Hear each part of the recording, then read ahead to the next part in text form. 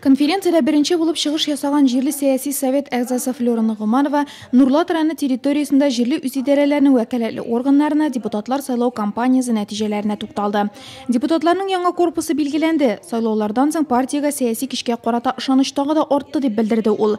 Хәзер яңа чакырылыш депутатлар белән партия проектларын тормышка ашыру, халыкның яшәеш көнкүрешен яхшырту өстендә җитди эшкә керешәсе кала.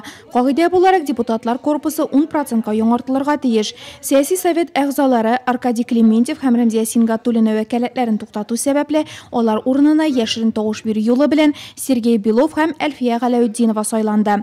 Шунда ук Нурлат муниципаль берәмлеге башлыгы Нурлат муниципаль район советы рәисе вазифасына кандидатуралар тәкъдим итү мәсьәләсе дә каралды.